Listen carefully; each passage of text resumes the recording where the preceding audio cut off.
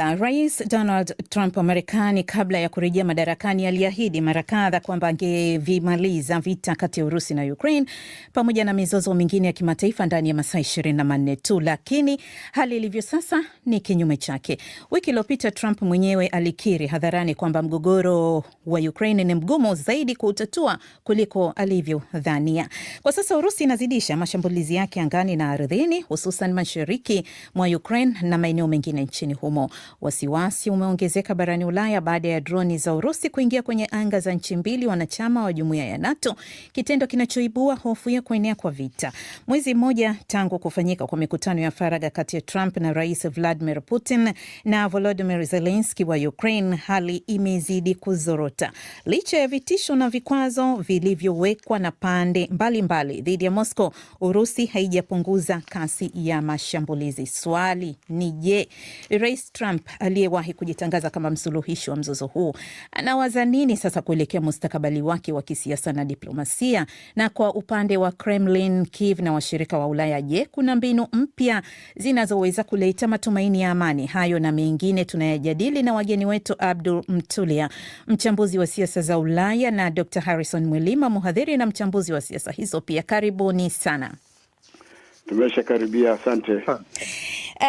Viongozi wa Ulaya wameonyesha kila hatua za kuiunga mkono kikamilifu Poland baada ya nchi hiyo kuripoti wiki iliyopita kudungua zaidi ya dazeni moja ya droni za Urusi zilizoingia kwenye anga yake. Bila shaka jambo hilo limezua hofu ya kuongezeka kwa vita, na hasa kufuatia kisa hiki kinachoshuhudiwa kwa mara ya kwanza cha droni za Urusi kudunguliwa katika eneo la nchi wanachama wa NATO. Mzee Mtulia, naanza na wewe. Kwa mtizamo wako hili linakaaje? Ni kitendo cha hatari kama mtu atakiangalia kwa haraka, lakini mimi ninafikiri kama wenyewe Warusi walivyosema kwamba hawakuwa na nia ya kufanya kitu hicho, na wala hawana mpango kuishambulia nchi yoyote ambayo imo katika NATO. Na hili tunaweza kuliona limeeleweka vizuri hata kwa Marekani, kwa sababu hata wa Marekani wenyewe hawakutoa zile kauli mbaya sana au kali kuiambia Urusi kwamba imefanya makosa. Ni kweli kwamba Urusi imefanya makosa kwa sababu droni zake zimeingia katika anga ya Poland kwa mara ya kwanza, na mara ya pili zimeingia katika anga ya Romania. Lakini kama wenyewe Warusi wanavyosema kwamba hayakuwa matukio yaliyopangwa, ni bahati mbaya, kama wazungu wanasema, leo wanatumia neno stray, yani ziliingia kwa bahati mbaya katika sehemu hii. Ni kitendo ambacho kwa kweli kinasababisha wasiwasi, lakini nafikiri kwamba pande zote zimeelewa nini hasa kimetokea na wamejaribu kuchukua hatua zinazostahili. Lakini waziri mkuu wa Poland Donald Tusk, yeye anasisitiza kwamba kitendo kile kilikuwa cha makusudi. Mzee Mtuli, mimi sidhani kama kitendo hicho kilikuwa cha makusudi. Hizo drone zimeingia kwa bahati mbaya. Tujue kitu kimoja, hivi sasa nchi za magharibi, nchi za Ulaya zimo katika juhudi za kutafuta pesa za kutosha kwa ajili ya ulinzi. Na linapotokea tukio kama hilo, bila shaka wanalipigia debe sana, ili kuweza kuwaonyesha wananchi wao kwa nini sasa wanahitaji fedha zaidi kwa ajili ya ulinzi. Na kuja kwako Dr. Harrison, unadhani Moscow ina mkakati gani, na hasa baada ya kisa hiki? Tumemsikia Mzee Mtulia akianza kukifafanua. Tuliona ilianzisha luteka za kijeshi na Belarus, tu ambayo ilisababisha Poland kufunga mipaka. Je, pengine ni ujumbe tu ilitaka kuupeleka sio tu kwa Poland, lakini pia kwa Ukraine na washirika wake wa Ulaya na NATO?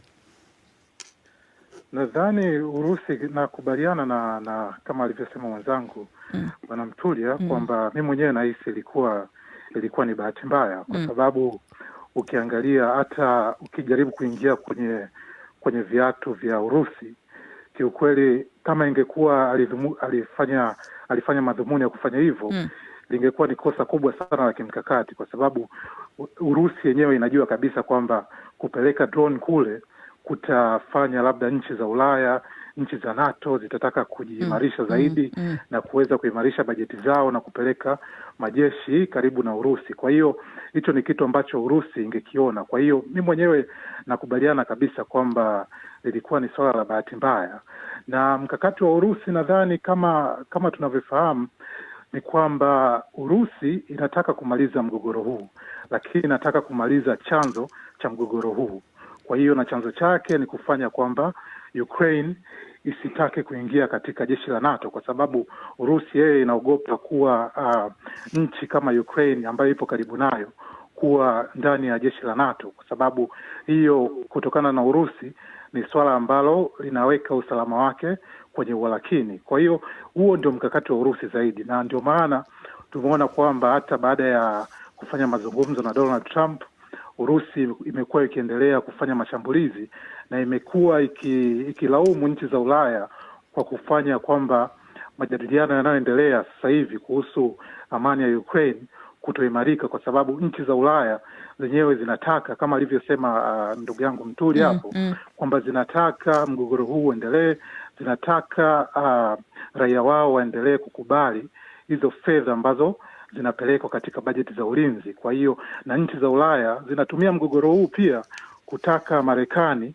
iendelee kubaki katika ulinzi wa Ulaya. Tunajua kabisa kwamba serikali ya sasa hivi ya Donald Trump inataka kujitoa kidogo kwenye kuilinda Ulaya, ikitaka Ulaya iendelee kujilinda yenyewe, lakini tunaona nchi za Ulaya zinatumia pia mgogoro huu wa Ukraine kutaka kuifanya Marekani iendelee kubaki. Kwa hiyo chochote kinachoweza kutokea, hata kama ni bahati mbaya kama hivyo drones zilivyoonekana zimetumia swala hilo kufanya labda kutaka Marekani iendelee kubaki katika ulinzi wa Ukraine na kuweka ulinzi wa pamoja wa anga. Aha.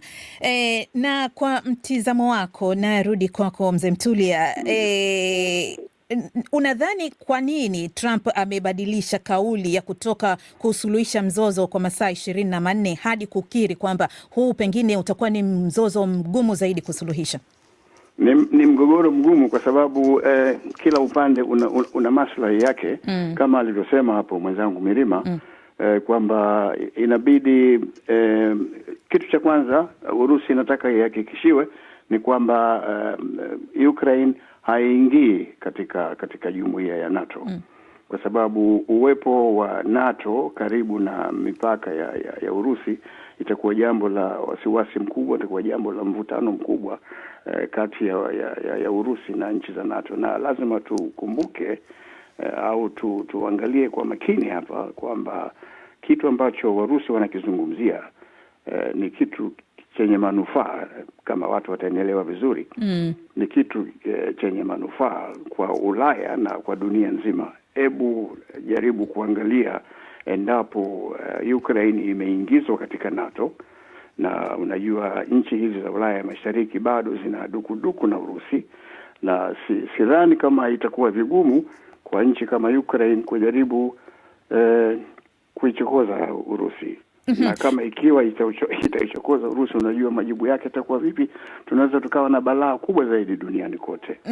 Lakini nabaki hapo, ni kama diplomasia haionyeshi matumaini, Mzee Mtulia, hasa kwa kuzingatia hii mikutano miwili mikutano ambayo tayari amefanya Trump na Putin na Zelensky, ukiwa bado hakuna matumaini. Masharti yanaonekana ni magumu kwa upande wa Ukraine. Putin naye amesimamia masharti yake ili kufikia amani. Unadhani pengine diplomasia ina nafasi kwa kifupi? Masharti ni magumu kutoka pande zote mbili. Kama Urusi inasema Ukraine isiingie NATO, na Ukraine inasema inahitaji sehemu zote ambazo zinakaliwa hivi sasa na Urusi zirejeshwe kwa Ukraine. Sasa hili tatizo litatatuliwa vipi? Na hapo ndipo ambapo nafikiri bwana Rais Trump wa Marekani ameona ugumu katika kutatua mgogoro huu, kwa sababu hapo awali alifikiria kwamba angetoa kauli tu basi ingewezekana kwa pande mbili hizo kusimamisha mapigano. Tuna wasikilizaji wetu pia ambao wana maswali mawili matatu, ningependa pia watolee ufafanuzi kidogo. Saumu, wanasemaje? Wengi wanafuatilia tu kile kinachozungumzwa na wachambuzi, lakini kuna mmoja hapa amesema kwamba kwa nini Rais Donald Trump, kama ameshaona ni ngumu kwake kwa siku 100 kuweza kusimamisha mgogoro huo, kwa nini hashirikiani na Umoja wa Ulaya katika kuiwekea vikwazo Urusi ili kuishinikiza lau kusitisha vita? Pamoja na msikilizaji wetu, hili la vikwazo, tayari kumekuwa na awamu kadha za vikwazo. Trump alishampa Putin siku 50 akitaka kuacha vita nchini Ukraine, na pia ameahidi kuleta vikwazo kwa mara nyingine. Lakini hizi kauli za Trump, nikija kwako Harrison, kwa kifupi tafadhali, muda umeenda, zinaweza kuleta matumaini hivi karibuni ama baadaye? Tatizo kauli za Trump naye hazieleweki. Kuna saa zinakuwa kama zinaleta matumaini, lakini saa nyingine kama hazileti matumaini, kwa sababu ukiangalia Trump anaonekana anataka kufanya yani kudili na huu mgogoro kwa kuangalia ile root cause, kwamba chanzo muhimu cha mgogoro huu. Na baada ya ule mkutano wa Alaska, tunakumbuka kabisa kwamba Trump alikubaliana na Putin na kusema kwamba inabidi tuangalie chanzo cha mgogoro huu.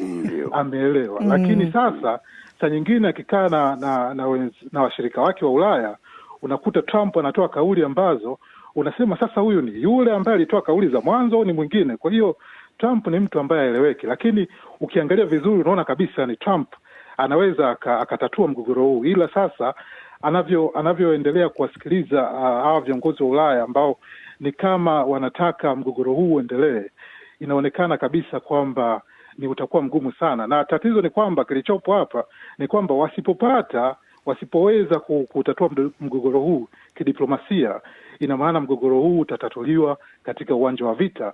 Na tunaona kabisa Urusi ipo tayari, na inaonekana kabisa sasa hivi ipo katika kama inaelekea kwenye ushindi. Na sasa kinachofuata hapo ni kwamba watu wangapi wataendelea kufa zaidi mpaka mgogoro huu utakapotatuliwa katika uwanja wa vita. Kwa haya yanayoendelea, kwa sekunde tafadhali, kwa haya yanayoendelea, vita hivi vinaelekea wapi, Mzee Mtulia?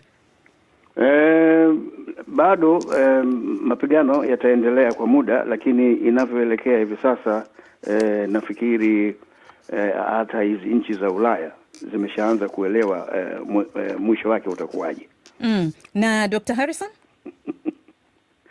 Nadhani kwa jinsi inavyoonekana ni kwamba hili swali kama nilivyosema hapo awali litamaliza katika uwanja wa vita, na tunachoona sasa hivi hapa ni nchi za Ulaya hazitaki kukubali Urusi ishinde. Kwa hiyo na hazitaki kukubali kwamba makosa kwamba zilikosea hapo awali kupelekea mpaka mgogoro huu kufikia hapo, walishindwa kutatua mapema. Kwa hiyo kutokana na hayo mgogoro huu nadhani utamalizika katika uwanja wa vita.